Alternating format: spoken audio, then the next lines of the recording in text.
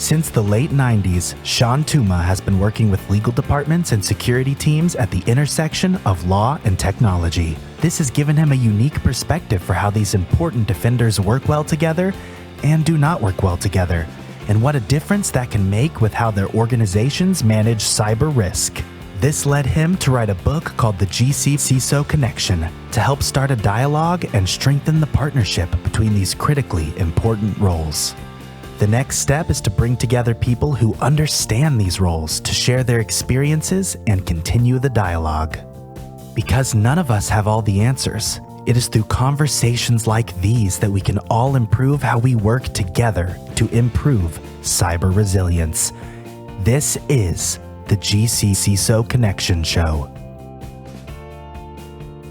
Hello and welcome to the GC+CISO Connection Show. I'm your host, Shawn Tuma. And joining me today is my friend Jenny Gray. Jenny, welcome to the show. Hi, it's so great to be here today. Thank you. It's a pleasure to have you, and thank you for joining me. Anytime. Yep. So Jenny, if you will, tell us what your title is. Sure. I am the Vice President of Legal, Assistant General Counsel at Torrid. It is a national women's retailer. Okay, great. And what does that mean for your day-to-day job of what you do as Assistant Vice President or was it Vice President, Assistant General Counsel? It's a whole bunch of letters. Yeah, I lawyer, Well, right? and I'm not good with all the formalities, so that's no okay. worries. A bunch of lawyering. So my day-to-day in retail is always kind of interesting because I don't necessarily get to pick it. Mm-hmm. It's a little of what comes down the conveyor belt. We are a publicly traded company, so I do a lot of governance work. But my lot in life seems to be that in the past several jobs, I support IT frequently and do a lot of work in, I would say, privacy and sustainability and risk. So I am a sky is falling girl. Yeah. Right? So lots of problems and issues that come up in those areas. Yeah. Now, I want to ask you something because you mentioned governance. And there's a lot of confusion sometimes in the security community over what governance means. I was fearful of that word for about 20 years of my career because it had these like overwhelming connotations about it. Sure. And it wasn't until later I realized it really wasn't as complicated as it sounded like by definition. Not now to do it's very different, right? Sure. But what does it mean to you? What does governance mean? I think that's a great question. I will tell you that I love governance. I think of it as a whoopee. And governance tells me where we can go and where we should go. And I think the other thing governance says is it tells other people how you're going to play the game. Mm-hmm. And I find governance to be very comforting in that. And that so many things legally are super gray. And that's where we work, right? Is in dealing with that. And governance helps me a little bit dilute that gray and figure out what's happening and where it's going. So what we need to be doing. I like that. Now, I'm also wondering, do we have a new nickname for you, Super Gray? Are we going to make this stick? That would be a hot mess. I'll stick with just Jenny. Okay. No, I like that. I appreciate that because there is a lot of confusion out there about what that means. Well, and I think people in IT especially are always very concerned when a lawyer comes in the room because they think you're going to try and step in and tell them what they can or can't do in their job or how to do their job. And that's always a slippery slope because they are, without a question, they're the experts in systems and securities and other parts. And it's always my job to support and kind of guide a little bit, but not to overtake or overstep. Because then my computer's not going to work, I'm sure. Yeah. They can be good and spiteful too. Yours will be the one that's updating 100%. At that meeting That's time. Always, right? Have you hit Control-Alt-Delete? Like I'll have all the problems. Yep. I was actually at an event yesterday where someone got ready to do their presentation with their laptop and it started updating. I was like, I've had it happen. Yeah, absolutely. Haven't we all? I think it's just the nature of the game, right? Yeah, it really is. So, Jenny, how did you get to where you are today? Give us a little bit of your background. Sure. I will tell you, I am a Dallas girl. These are my people. This is my town. I grew up in Duncanville. I went to SMU undergrad, SMU law school, and no one is more shocked than me that I am in-house. This was never the path that I thought I would take. And I love it and can't imagine. And then second to that, working in retail really surprises me because it's a little secret, I'll tell. I am not a shopper. And so, but I like the pace of retail and I like the problems and crisis that you get in retail. So I stay. And IT, I think, I've been involved in the IT type world for years now. And I think it's because I'm bad at it. And it has stretched and pulled me in ways I would have never thought. And taught me something more than anything else, because I was always the person who was surprised my computer turned on when I hit it on. I absolutely had no idea how all of these things worked. I certainly didn't understand the internet. And now I spend a large chunk of my days talking about IT type issues. And I find that fascinating, right? To go from one end of a pendulum to another to learn something. Yeah. And, I really love that because that's what, we were talking about, the partnership. Yeah. The relationship between IT and legal. Mm-hmm. I mean, that's the whole message of this show and this, the book and all that other stuff was that partnership and how we have to work together. But I'm really thinking about something else as we talk about this. Sometimes the best way to teach is when you learn something starting from zero, because you're not making assumptions. You're not taking things for granted. And, Jenny, one of the points I make when I do like client trainings and stuff, and I did one this week in Utah, is I talk about the need to teach our policies and procedures, not just push them out and say, go follow this, right? 100%. But to teach. And for me, that comes from having 6 children. Yeah. Because they may be the most wonderful, brilliant, beautiful children in the world, but if we don't teach them, they're not going to follow that. And you have 6 children also. I do. So we have that in common. I think an interesting component of teaching is understanding and taking ownership. And I think once you have buy-in of why things are necessary or required, if you can get that buy-in with it, you have effectuated a change that will be long lasting. If I put together some SOP and I roll it out and I don't give the why, there's no ownership. You've got to tell people this impacts your job this way. This impacts our company this way. And if you're not willing to invest on that, you're not going to have the outpouring of success that you want for your company. I agree 100%. And I actually use that example of the why, because that's something I learned first at home. I can tell my kids all day long not to do something. Yep. But if I don't explain the why, they are absolutely not going to, because it doesn't mean anything. It's the why that matters. It is. It's the why. The other thing I think when you start talking about why, your people are also going to interact with it. And sometimes it broadens the scope and you learn something, right? I sometimes find that we're solving a problem, and in the midst of talking about that problem and talking about the solution, I'm fascinated what I can learn when somebody else goes, well, hey, do you know about this? Or how about this? Or what if we did something different?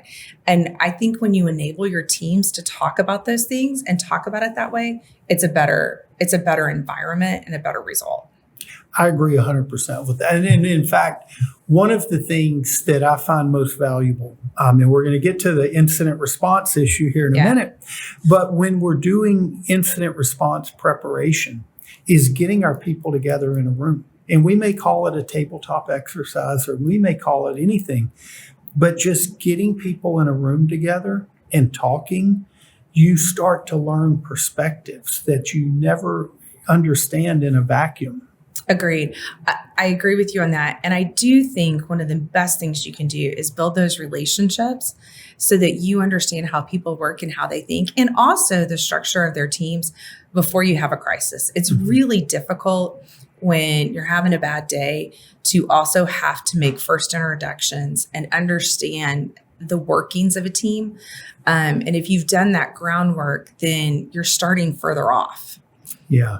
Yeah, you really are. I mean, Jenny, you and I could sit here and talk about this all day, but there was a reason a year ago or over a year ago, I said, I have to get Jenny on my show. I have to have this conversation with you because you were speaking at the Advanced In-House Counsel Conference back in August of 24. And you did a presentation and you had a co-presenter who did a fabulous job as well. And y'all were talking about a crisis you had experienced. And as you're doing that, I'm sitting there taking down notes going, oh my God, this is like mirroring what we do in cyber crisis management. Yep.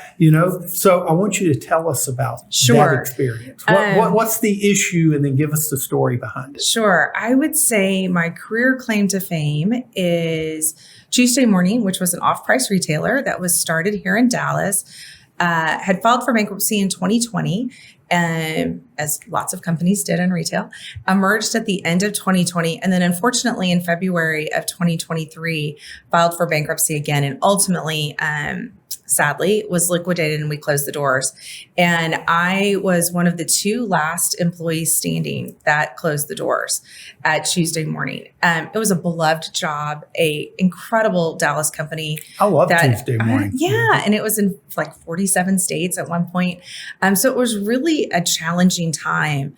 And to go from in February of filing bankruptcy to ultimately we handed the keys over to a trustee about August 1st. It was strap in and go as fast as you possibly can. I mean, it was lightning speed all of those days, and a little bit undetermined because we weren't expecting to liquidate when we filed in February. And so that's been really my big thing, probably for my career of what I've done so far.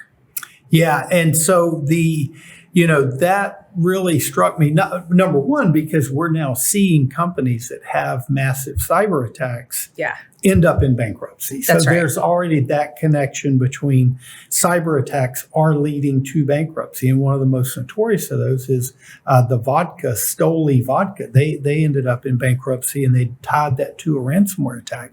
But that really wasn't the key point that struck me. It was how you managed that crisis situation and the story you told of managing that,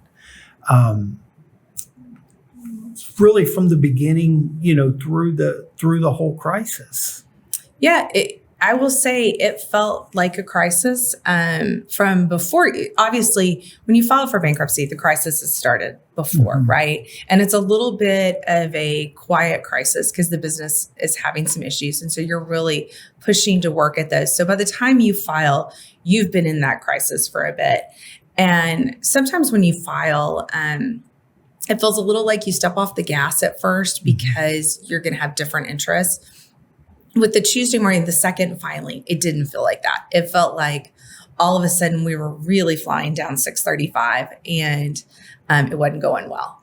And so you really are trying to manage through that, but you also still have that whole time you're in the crisis, you still have fiduciary duties.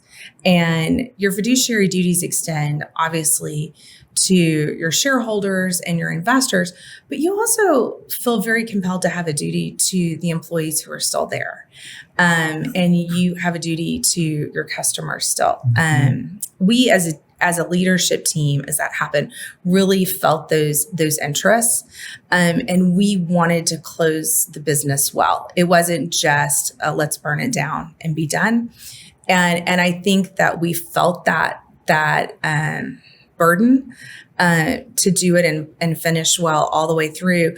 And it was brought to our attention pretty early on, like, hey, you're very vulnerable as a company now as you've declared bankruptcy and as you're wrapping up, because everybody is aware that you're laying off people and how it's going. And so we felt a real heightened sense of awareness of what do we do to take care of things as they're closing. Yeah.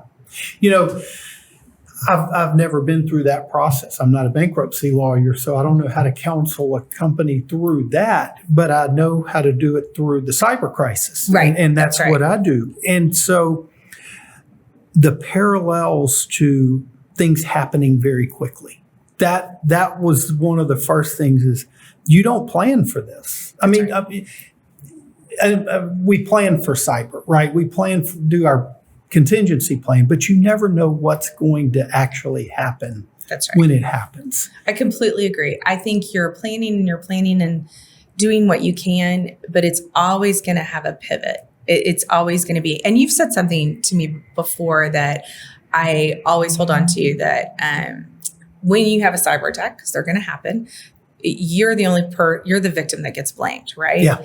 And I think thinking about it that way, that in the midst of it, this is happening to you, it's happening to your company, and you're having to deal with it, but you are also in a way in trouble, right? Yeah. And you're going to have to answer for what you do and how you do it. And that's a real struggle to balance all of those needs. And all of it, I do think when you are dealing with a cyber issue, it's interesting. The trickle effect out of that is it's one of the few that is not contained, right? So like if you have an HR type crisis, you are going to deal with your HR team and get through that. And there may be some ancillary teams that are involved in that. Mm-hmm. But when you're dealing with an IT type crisis or an IT type issue, all of a sudden, everybody's in the room and at the table and has to have a voice.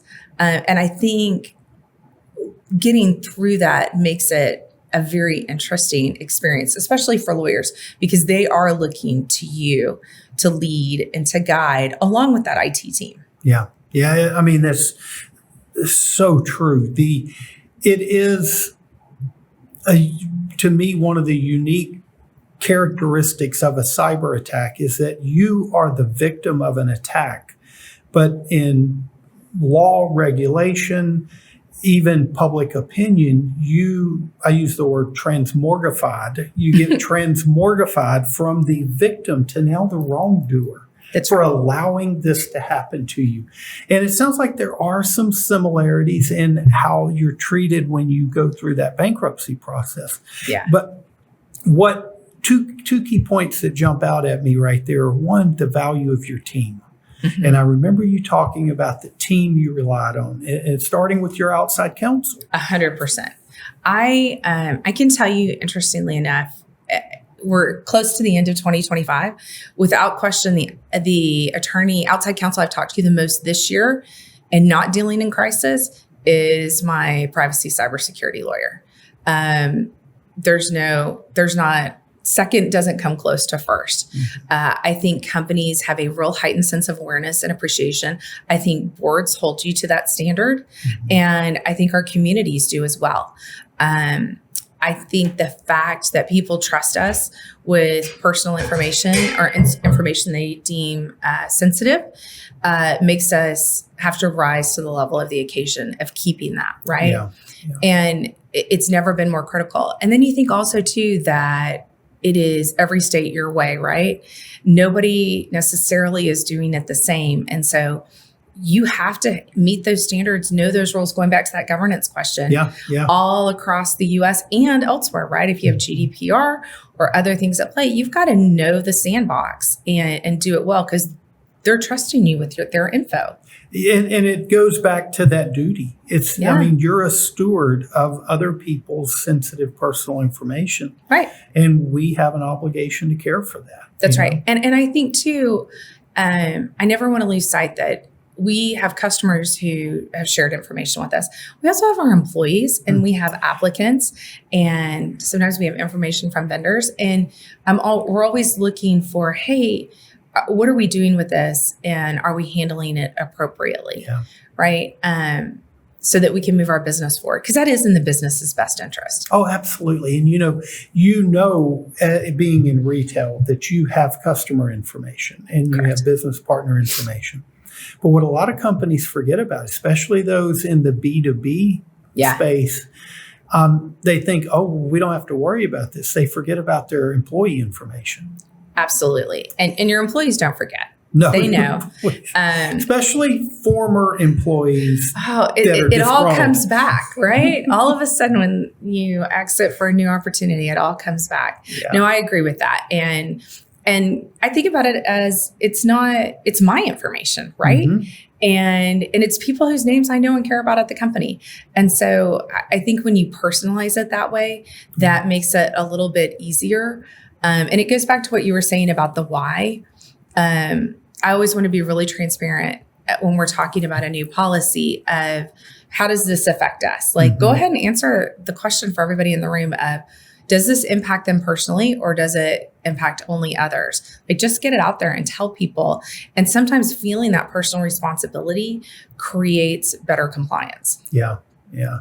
And, I know you and I have talked a little bit about AI governance, and we're going to talk about that in the future. That's going to be another podcast episode.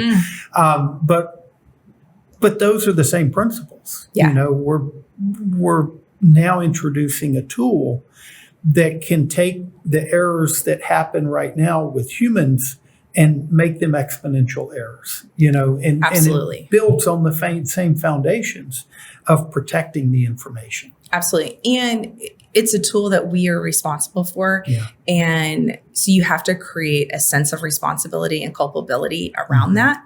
I think AI is such an interesting Pandora's box of, I don't know where we're going to end up. And I think it's really hard sometimes for a company to be held accountable for what a tool did, but we use the tool, we picked it up, and so we own it.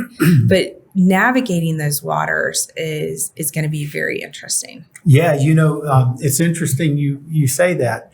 I did a presentation a couple of weeks ago at DBU talking about that agency relationship of when the tool speaks for you and your responsibilities. And there are several situations where AI chatbots have made promises and, things that were not accurate. And the most notorious one was Air Canada, where the chatbot made a promise through the chat over the bereavement policy for the airline. And the person then took them at that and they denied responsibility and went to court. Sure. Over that. And the court said, no, you're responsible for what your tool does. And that's agency principles. It is. It is. I think when we accept and embrace agency as opposed to trying to push it away, I think we're all the better for it. But man, that bite of responsibility always hurts. Yeah. And, a big feature there is transparency. Yeah. And that's something that we hear over and over in AI now, AI governance is transparency. But in the world of crisis management, so I've been handling crisis in a sense my whole career, but really the last 15 years have done so much with the data breach and the ransomware stuff. I've seen the trends change. Like for the early years, we worked really hard to not have to disclose if the laws didn't require, because that was the state of the industry. Over the last several years, we've really seen a move to more transparency. And that brings me back to your situation of handling the crisis previously. Yeah. I remember you talking about how you communicated with the employees. Yeah. And that there was a fear that if I tell them too much, they're going to all leave. Yeah. But you didn't do the safe thing. You went with transparency. We did. There was a real fear of when you start talking about it in reality of like, we know the company is closing. We know this is a true liquidation. But to get through that liquidation process, you need a certain number of people. You still need some back office. And I thought, there's no way people are going to stay. And I was floored at how many people stayed because they wanted to finish well, that it personally mattered to them to finish well. And so one of the things we really prioritized doing was telling hard truths. And also in telling hard truths, we would sometimes have to do I'm telling you this today and it could be wrong tomorrow. I'm telling you this today and we may have to pivot tomorrow. Was just owning that it was moving at such a pace that we could put out wrong information to our employees. And we didn't love that, but we could take it back, and that they knew we were going to give them the best information we had at the time. So as much as we could, they didn't have to guess. Now, I think that was our intent. I think some employees experienced it that way. And I think other employees still felt like it wasn't enough. And I'm real empathetic to when you close up a business, to how other people react and feel. to their personal experience as an employee in that. Like, it's just tough. I mean, it's life-changing for everybody. Absolutely. You know, and I mean, so in part 4 of the book, I talk about crisis management and and there's a chapter in there about crisis communication. And we talk about the transparency part, but what it really seems to come from is caring. Yeah. It's caring about the people who are being at stake. Yeah, I think you have to care. And I think sometimes, especially when you're dealing with a technology component, what you may want to do is take a step back and make it not about the people and make it about the thing, because that's easier to talk about. Yeah. But I think when we can humanize the relationship between technology and people in a cyber attack or a breach, anything like that, you're in a better place, because ultimately it's going to circle back to people. Mm-hmm. You're just trying to figure out how all of that works together. Because I think that's an interesting braid of people and technology. Yeah. And how do you support and do that? And I would say too, anytime you're talking about IT, you want to be as transparent as you can, but you don't want to be a sucker. Well, right? Like, you can't tell everything. You can't. And that's really where it brings us, is there's a fine line. We're trying to find that golden mean, if you will, of being as transparent as we reasonably can, but we can't be reactionary. Like, we can't just be emotionally reactionary. And I've seen it happen. And the minute you learn something, you're blasting it out on your social media or whatnot. Because now you're going to put people in fear that may not be justified. 100%. Well.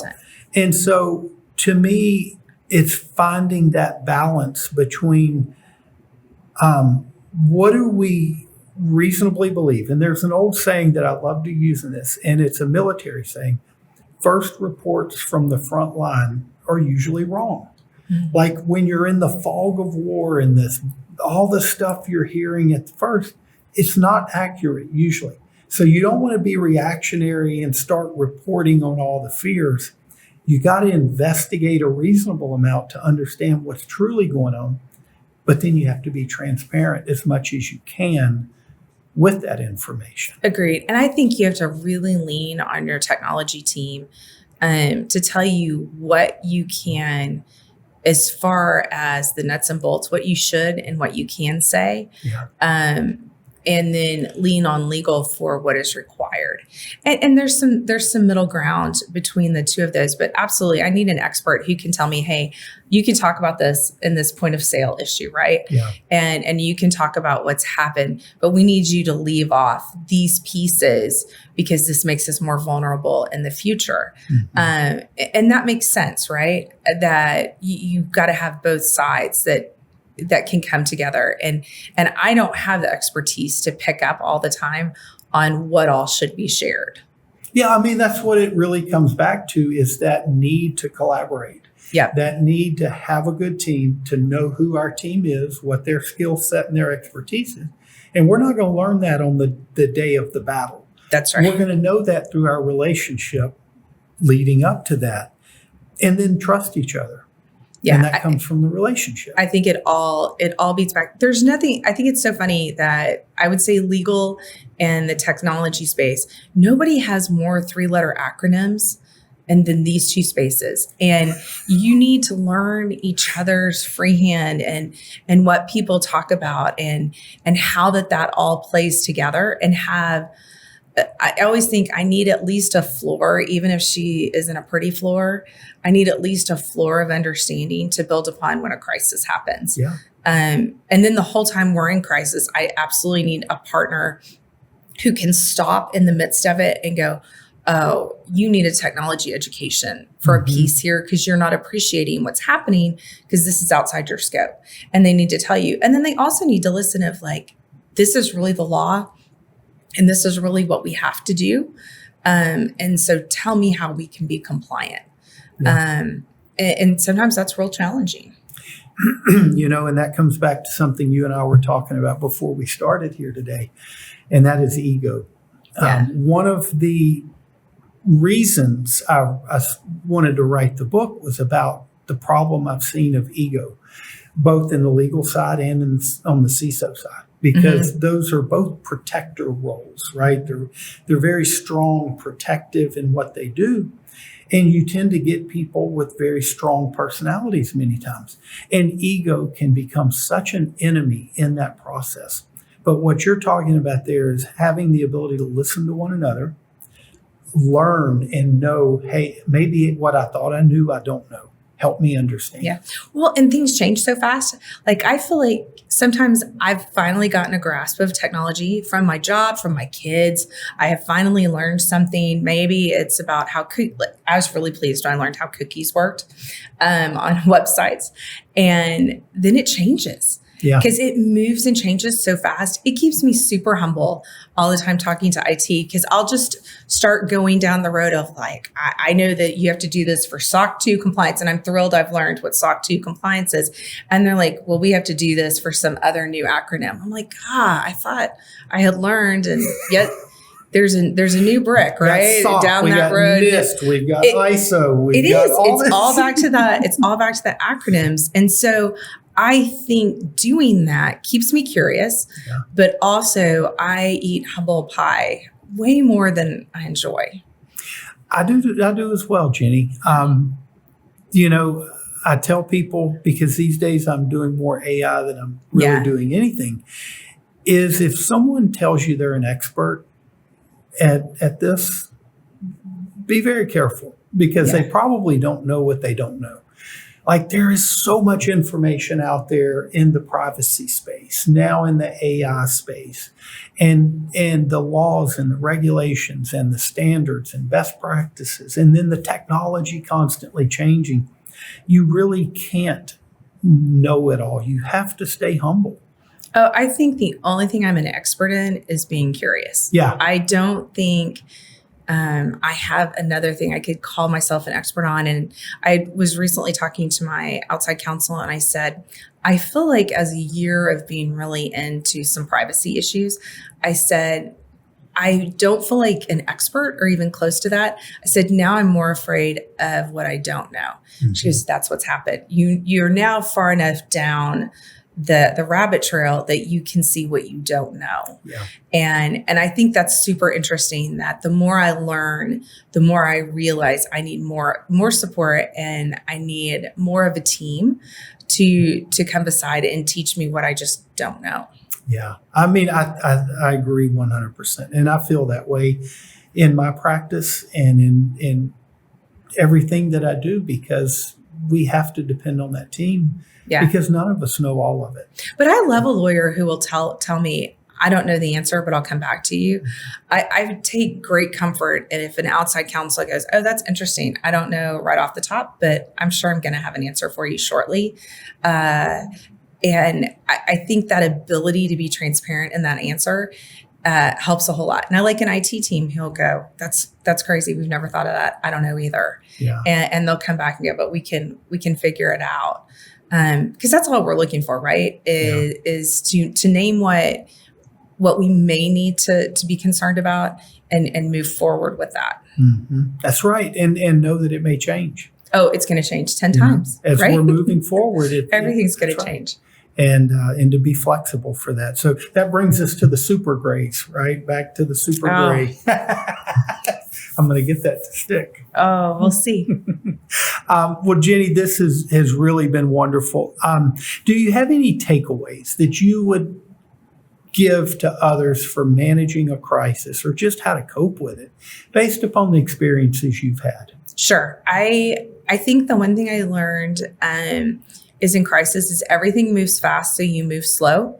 I had a mentor who told me you have to always be the calmest on the outside person in the room. You do not have to be calm inside, but talk slower and think a little bit slower in a time of crisis. And I think that's right. And I think the other thing is, in crisis, admit where you are and tell the truth as much as you possibly can. Be transparent, like we talked about earlier. And then find as much as you can, find an expert on all of the subtopics, because you can never do it all at all. Well, that's just a wonderful place to end on. Thank you so much, Jenny, for joining me. As expected, our time just flew by. I think we could go on talking about this all day, but I really appreciate you taking the time. Thank you so much. I wish you all the best. Well, I appreciate it. And thank you for joining in and watching this episode of the GC+CISO Connection Show. And I hope to see you back next time.